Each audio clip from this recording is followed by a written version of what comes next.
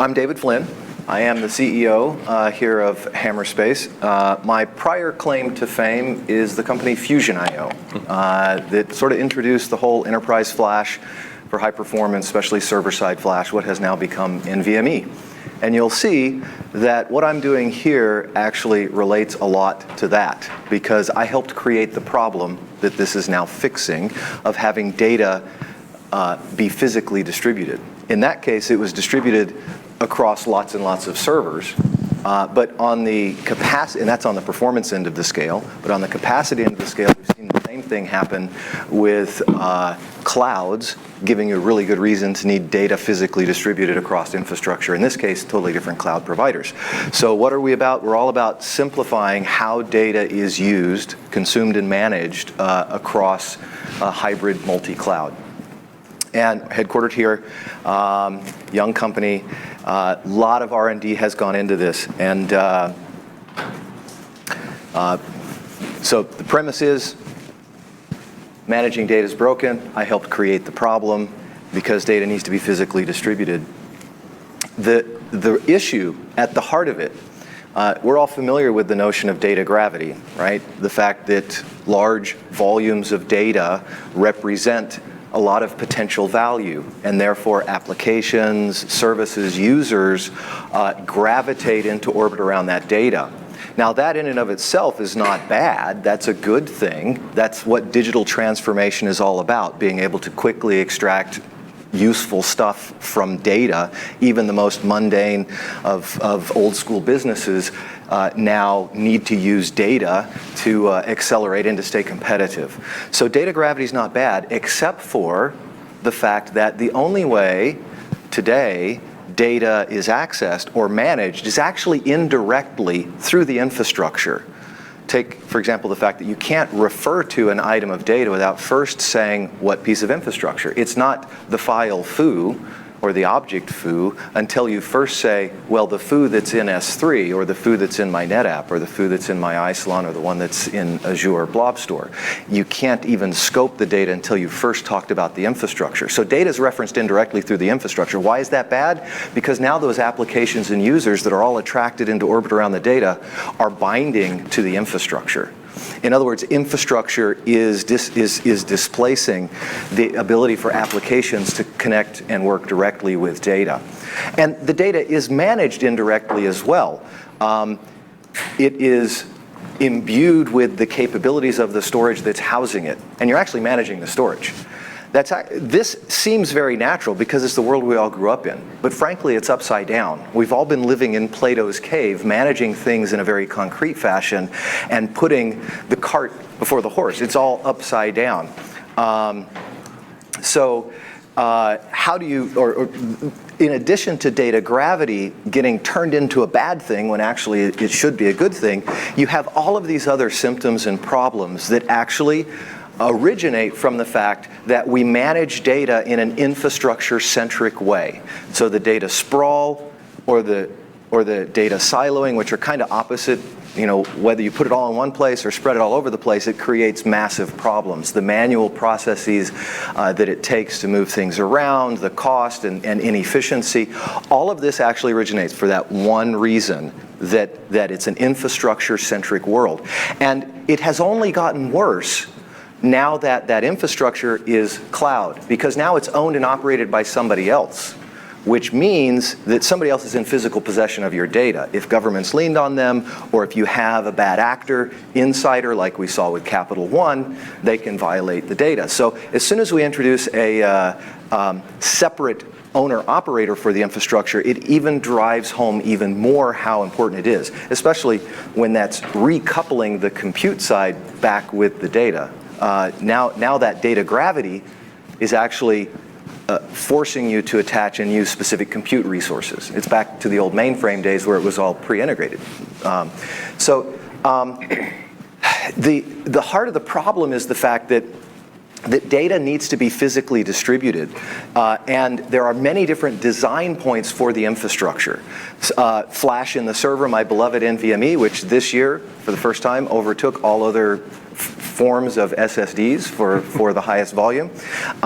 Or up in the cloud, there's a reason for data to gravitate towards high performance on the one end or capacity on the other, because the difference between those two is several orders of magnitude. Cost per IOP on one hand, cost per gigabyte on the other. And that's not going to get better. That's the fact that it takes longer to encode data more densely, or conversely, to do it fast, you can't get it as dense, or to protect it, you need to wait for that data to be propagated to a distance. As we get more competent at exploiting the physical resources, and as we deploy more technologies like dedupe and compression and replication, we make bigger and bigger trade-offs between performance, the protection of data, and the cost point of it. But even if you set aside the fact that the design spectrum is widening, there's the fact that there are very good reasons to put data in different physical locations. I need to do processing at this site, I need to on that site, I want to do it at the edge, I need to collaborate, I need to have this artist nearby. And then there's the fact that there are many different vendors and owner-operators for the cloud. So there's lots of goodness and lots of need to tap into different localities for data, and we shouldn't pretend like that doesn't exist as a problem. What we have to do is address it head on.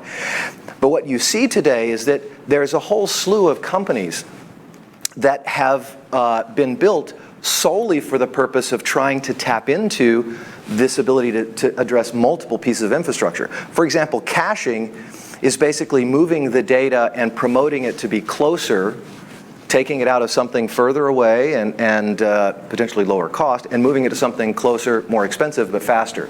Tiering is the inverse of that, taking the cold stuff and shoving it where it's cheaper. Even backup is really taking that data out and putting it into a place further away, and at a different cost point and better for protection. So you have this whole slew that ends up being a mess of whether it's caching, tiering, backup, or trying to transfer between the different protocols that are prevalent between the two, so gateway functions. Even the notion of creating a scale-out system from having lots of nodes, that is in a way tapping into multiple locations and trying to distribute load, whether performance or capacity. Even vSAN, Scale IO, those things for virtualizing direct attached stuff in the server. What all of these have in common is that they are extruding data across multiple physical locations, design points, and for good reason, to protect the data better, to get a better cost point, to get it to where you need to process.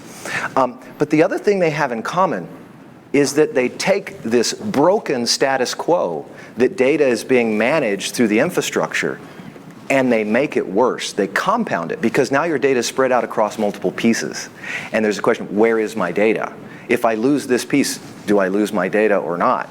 So this concept of you start losing touch with where is the data becomes a problem. So when you're managing from the bottom up in the concrete, it becomes very problematic. And so what has happened is we've even grown another layer on top of this to try to address it, which is really an admission of the problem. And that's these things like data cataloging, digital asset management, media asset. It's kind of like, let's go inventory it, especially if you have to do an audit to prove that you're in compliance, that your data is put where it needs to be. Well, those things are out of date the minute they're done. There's no way to actually enforce, because it's just an inventory of the thing after the fact. It's really an admission of the failure that you have to use these tools to try to find where all is the data distributed. So, to use an analogy, this is like trying to manage a massive library, kind of interesting because books are information, just, last century or a couple of centuries ago, right? But managing a library through the bookshelving, through the selection of what bookshelves, and through moving whole volumes, whole bookshelves worth of data.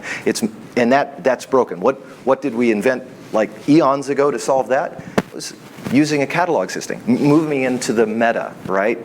Data about the data, and then using that. That's much lighter weight to work with. And the second thing is to have automation, automatically pack the bookshelves. So what we are trying to do as a company is to take this mess and flip it by putting metadata at the centerpiece. So data about the data becomes the lens through which the data is viewed and the means through which the data is managed. So having a data-centric data management model through metadata. That means empowering data about the data to manage the data, or in essence, making the data smart and self-managing across the infrastructure. With this, you can solve for all of the different constituencies that have a stake in the data. The data owner, who needs to have agility. He needs to be able to access large volumes of data quickly from wherever he needs it. It needs to be universally accessible. Needs to be self-service. And it needs to be organized according to his needs. If you don't believe me about us being in an infrastructure-centric world, consider the fact that the whole organizational structure of the data, the way the data is grouped, is all about how it's packed on the storage, okay? Not about the guy who wants to use it. And that is broken. The data should be organized to suit how the guy using it wants to think about it. The directory structure, the breakdown across different volumes. But right now it's a tug of war, and it's the infrastructure that wins because it's an infrastructure-centric world. So the second constituency are those who have to mitigate risk in a business, whether it's compliance in our increasingly regulated world, or it's security to make sure the data is not stolen, resiliency to make sure that you can recover from a disaster, for example, ransomware. Mitigating risk is one of those things that's very valuable, but you don't know it until you need it. And so somebody has to care about it in advance to make sure that it's cared for. And it comes at a tension. There is a tug of war between these two constituencies. One guy wants to lock it down, the other guy wants to have it, available everywhere. So how do you manage that? In a world where you're managing in the concrete, it's very difficult. But when you manage through metadata, you can articulate these things as policy. And the last constituency are the folks who own and operate the infrastructure. They want to have that be very efficient, have it be interchangeable, have it be elastic, avoid the vendor lock-in, avoid that negative side of the data gravity. Use automation to get more leverage so that they don't have to do things manually. And these things typically, the battleground for this is typically to decide, am I going to put my stuff in Azure, am I going to put my stuff in AWS? And if I do, which of the many different types of storage? There's like 14 different classes of storage in Azure alone. Just putting it in one doesn't solve the problem. I can't just say I'm putting it in Azure. Are you going to put it in their file service, or in their block service, or in their object service? Where are you going to put it? So, how do you solve all of this? Well, the answer to that is abstract the data. Pull the data out of the infrastructure. And that's precisely what we do. Let me draw a diagram here.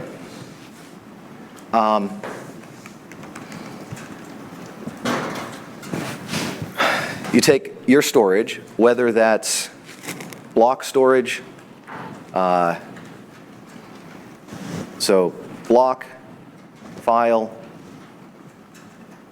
or object, and whether that's on-prem or in the cloud, and we want all of that just to be bookshelving, right?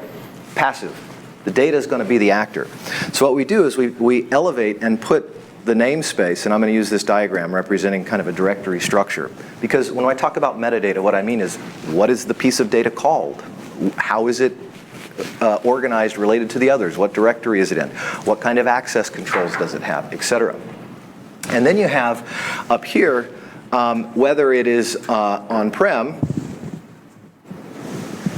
or cloud, one of many. You might have lots of options of the cloud, or even on the edge. What we want is for that data to appear omnipresent across all of it. And the way we do that is by separating the data itself from the metadata. The metadata is lightweight. The data is orders of magnitude heavier, typically 1,000 10,000 or even 1,000,000 times more in volume. So if I have a petabyte scale storage environment, then I've got something that's generally sub-terabyte in terms of metadata. And the beauty of this is that the metadata, being so lightweight, it's more like managing a database. And a database with a few billion records is trivial compared to a data environment with petabytes and billions of files.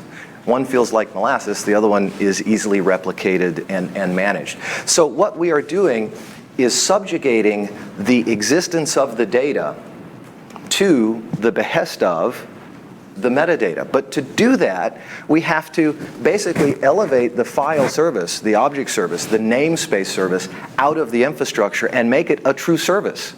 And that's why we talk about this as data as a service. Now, this can be consumed up here as file, or as block, or as object, just like you have the different book shelving, those protocols that were popularized with each of them. We want to support all of them, but now it's completely interchangeable. You want to consume S3, great. You want to consume it as a mountable file system, a shared file system, great. You want to consume it as a block device inside of Kubernetes. That's perfectly fine. So data as a service means that is all about the metadata providing the lens through which you can access, view, and manage the data. But Excuse me. Yeah. Yes. Sorry, Nate, if I may. I don't know if you're going to address this later, but you're talking about basically abstracting the metadata into some sort of database layer, which I assume is going to have some sort of replication model. Yeah, think of it as a directory service for data, which go figure, It's like file systems are all about directories, but we've never had a directory service for data. Right. Because you've never been able to route data with a directory service. So in that context, what is your replication model for consistency across all the different places? We're going to get really specific with that, but basically within a local data center or region, it's exactly what you would expect with a synchronous coherent file system. So strictly coherent, synchronous, locking, et cetera. Between availability zones, between large distances, that asynchronous divide, it's eventually consistent. Okay. And asynchronous replicated with collision resolution as opposed to collision avoidance. That way each site is separable and can operate independently first, but merge. So it's active-active. We'll get into more detail on it. Makes me think of Active Directory to a certain degree. Well, to a certain extent, this is solving a similar problem. Strong consistency in a site. Let me take a quick aside here and explain, if the reason why it's necessary to solve this now is because of the complexity of the infrastructure environment, the stretching of the design points, and the fact that now third parties, we want to allow third parties to own and operate the infrastructure, i.e. the cloud guys, right? If that's the reason why we need to solve this now, the reason why we can solve it now, and the reason why it hasn't been solved until now, is because, of all things, there's only one OS that matters in the data center now. On a go-forward basis for performance and scale, it's Linux. That's it. All right. That's a bold claim. I'm curious. I want to hear how you back up that claim. Now, I will say you do need to support all of the older OSs, but those don't have to be at the high performance and parallel in the same fashion.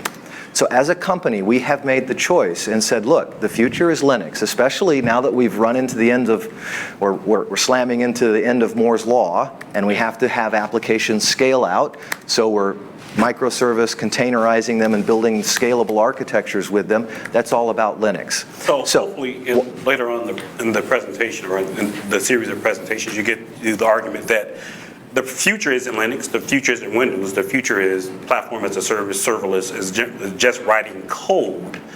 I don't care. Which is why as a developer, I don't care about that's right. Why those things are getting commoditized and why we're standardizing on them, because we got bigger fish to fry. Right. We need to just count on it, right? And not have to keep, fighting that battle. Totally agree with you. But in terms of this, what's been required is we have to make the client inside the operating system smart enough to know how to use a directory service, to see networked data differently, okay? the way traditional storage networking protocols, those used by NAS systems, the way they work, they assume your metadata and data are combined, and they constrain both of them to not being scalable because of it. As soon as you separate out the directory service, now it's truly parallel data access. So if the reason why file services are second-class citizens in the cloud, because they don't scale. The whole reason why people went to object storage and completely abandoned any expectation of performance is to try to get at least the scale and capacity. What I'm telling you now is that you can have scale in performance and capacity, but only when you separate the metadata from the data and allow the data to be truly linear scalable. And your metadata can scale up in terms of its feature richness and capability, the ability to address multiple sites. So you're going to see a lot more power in the metadata. And what's really cool is it actually unlocks performance in the infrastructure by now allowing it to be addressed dynamically or parallel. And even inside the server itself. As soon as we can route the data, I can route it to be co-located on the same node that's using it. So I can use my Fusion IO Flash. All right, so two things. One, I believe earlier you said that one of the challenges that we have now, right, part of this mess is that there are so many different abstraction layers. But isn't this just another abstraction layer? And then the second thing is, there was an idea that was similar to this kind of a while back in the local data centers. F5 did it with their ARX. And it failed miserably because the way they did it is putting a router in the middle. Because the protocol with metadata and data combined, that's like asking your DNS servers to proxy all the traffic. Okay? So those failed miserably because they compromised the single most important thing that infrastructure has to deliver, and that is your data in a performant fashion. Okay, so those were doomed to fail because they didn't move the routing into a directory. This is the same thing that was done for software-defined networking, going to a separate control plane versus the data path. It's way overdue. But it was impossible to do that inside of all of these different sundry OSs, and putting a lot of enhancements inside of the client to know how to do a directory lookup and then route the data is just really difficult. Okay, so let me tell you how we did it. When I left Fusion IO, because it was such a success, that allowed me to raise the funding and attract the team. So my team is led by the Linux kernel maintainer of the storage networking stack. So how Linux sees network data, that is what he has been appointed by Linus Torvalds to be the gatekeeper and maintainer of. He wrote most of it. And it's been the team, he and the team I put around him, that have contributed over 80% of all of the enhancements that have gone upstream into Linux. Because this was not a lightweight thing to do. This has been nearly $100 million in investment and 6 years of work to actually be able to move to a directory look-aside model. Because without that, it kills your performance and it's doomed to failure. Which, by the way, if you were to ask what is our single biggest barrier to adoption, I would tell you it's the fact that the industry is littered with the dead bodies of companies who failed trying to do this, because the only way to do it before was to compromise performance. Yeah. And you can't compromise performance. So let's take the focus back on the product itself now. Sure. So you were talking earlier about, one of the things that came to my mind when reading about this was that you're using object storage as a platform. And you were talking about eventual consistency and having mechanisms to, have conflict resolution. That's right. Within this namespace layer, he needs to understand how to become eventually consistent across large latencies. Exactly, Yes. because if you're relying as a backend on object storage, well, a user has to design, either rely on the system to be able to have conflict resolution, and how fast would that be? Because I also believe that data is not there everywhere. Let's talk about it, because there's a couple of things. First, separating metadata from data allows you to solve the physics problem of the fact that data is so massive. Because now I can replicate metadata and make it appear as though the data is omnipresent. It's like having the card catalog at every library across the world, but which books are there depends on whether by policy or based on demand, the data is actually moved. But when it is, it's granular.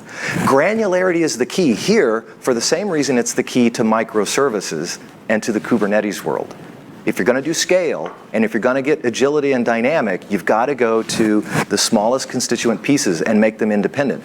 Moving around whole bookshelves worth of things, or even worse, old snapshots of them, is a broken model. So let's talk about, how does it actually work? Let's talk about it. Let's get into that. Okay, so there's two things that I want to point out. One, we've been discussing. You can't compromise performance. And before, there was no way to do it without compromising performance. But now that Linux is one, and now that we've had a direct avenue in pushing the things upstream, that can be fixed, and in open source, open standards, part of just the built-in plumbing so it can be part of the platform, because you don't want to have to think about it. Okay, so that's part. The second thing that's key is that unlike those technologies I mentioned before that stretch the data around and don't really address changing the paradigm through which it's managed, we move to a model to where things are managed using declarative intent. And let me go into that. So a file system is a good example of a namespace. This is much more than that, but let me start with file system.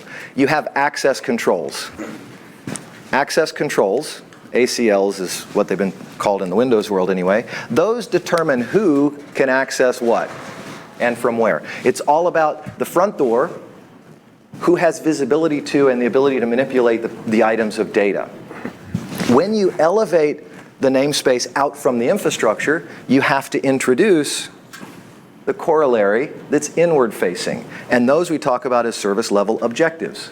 Just like these are statements of who has access to what, these are statements about the constraints that go into deciding where the data can be realized. Things like data sovereignty. I can't put it outside the US. Or performance level. I need this level of performance. Or how online it needs to be. It needs to be immediately accessible, or I can wait a minute, or I can wait 3 days. That determines whether it can go in S3 or Glacier, or whether I have to keep it on something active. So these are statements of intention on the data. And just like ACLs, there is a sophisticated and powerful way to describe it in bulk through inheritance and through embedded business logic, formulation. In other words, you can't manage an environment with billions of data items going to each one and saying, individually what it needs. But you can go and say, here are the behavioral patterns. Things that match this, I need to be over here. Or when this tag gets put on it, then that means this data set needs to be present here. So you can actually describe the data production pipeline and how the different stages need to be physically distributed across the infrastructure as it's used. And that can be templated, it can be as simple or as complex, it can be simple tiering strategy or whatever. That becomes a new world. And this becomes the language that we can talk about instead of the physical selection and manual copying of data. If we're successful, in the next 5 to 10 years, people are going to look back and go, how on earth did I manage data, copying it around between specific pieces of storage versus simply saying what I want and having the data get realized there? Yes? Looking at things from business perspective, so what are real life use cases for this kind of solution? So yeah, that's exactly what we're going to jump into here in the demo. So you're queuing it up very nicely for the very next stage. So yeah, just a second. Yeah. So to clarify, you've got a piece of data X, and you've dropped a piece of data X somewhere in your environment, and now you have an application that needs to access that data. The SLO is what dictates how the application hits it. So first, it can be on demand. It's just by the fact that it's being accessed that data may get put somewhere where it's easily accessible.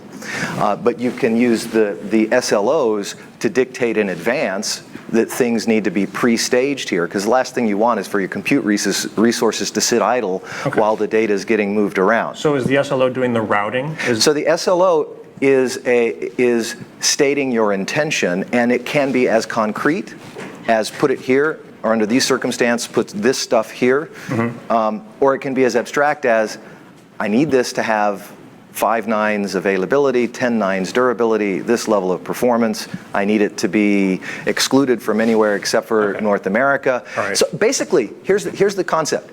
Any and everything that ever went into deciding where, on what piece of infrastructure you put the data, that gets flipped around and stated directly and in the forward statement on the data itself. And it can be the whole share, if you want to manage volume-wise, or it can be based on patterns, or it can be based on specific pieces of metadata. In other words, you can subset the data arbitrarily to say, these things need this. And how do you identify these things? Well, maybe because it's all of this, or because it meets a certain pattern, or whatever. Yeah? So my comment is, and you may have seen me smiling and, excuse me, and nodding. I'm SDN_girl on Twitter, and I'm smiling and nodding because I'm like, it's 2019. Why did it take so long? Hell yes, This thank makes you. perfect sense. So Thank you. Because it's really damn hard to do. Yeah, so and it takes a major investment. To it push makes back on sense. this, Yes. we have this is not a new concept. You know, extracting the metadata from the infrastructure is not a new concept. The execution of which is your point, is extremely difficult. Yes. Then even after you've executed it, the same problem exists in the enterprise. Just because the infrastructure person build it doesn't mean the applications will follow. That's why you have to make this about not automating what an infrastructure administrator does, but making it a self-service from the data user, that he gets power from it, and now he is, without even knowing it, managing himself. That's the way you get adoption, is by moving to the data consumer and facilitating his more rapid use of the data, and not making it about how the infrastructure operator can automate his job, because he's going to do it in more procedural fashion of setting up a replication link from here to here, here to here. He's going to do it the same way he's always done it. We need to move up to a world, by the way, when you move to a declarative model where you're stating intention, only then can you really allow for machine learning and automation to do the work for you. It's like moving from a procedural language. Most of the AI tools, those things work in a declarative language because it gives the degrees of freedom for the system to figure it out. And the same thing goes here. That could be a whole discussion in and of itself. How do you take these intentions and use that to arbitrate who gets what resources on the back end and when to move things and rebalance them? We're using machine learning and automation to do that on the back end. It's kind of cool stuff, but I don't have time to get into it. Learning before I could talk about machine learning. And how are you actually handling the collation and building those models off of that? How often you're reiterating it? On a pool of all the customers who are using it out there, or is it solely locked down within your own bubble, and therefore each model is built? So here's the beauty. Self-respect? Every customer can deploy Hammerspace as a service within their environment and in the cloud, and it works on their behalf. Because here's another thing that's really important. In a world where it's a separate owner-operator who has physical possession of your data, you need an intermediary that's independent of that infrastructure operator to be your agent to manage and control the data. How does the model grow and improve at that point? How does it iterate? Or is it basically, we're saying machine learning, but we really mean heuristics based upon a series of tables? No, actually, the machine learning that we're using today, which you could, machine learning, you pull it apart, it's slope descent optimization. It's a continuous optimization. Okay. In this world, it's actually a financial arbitrage simulation.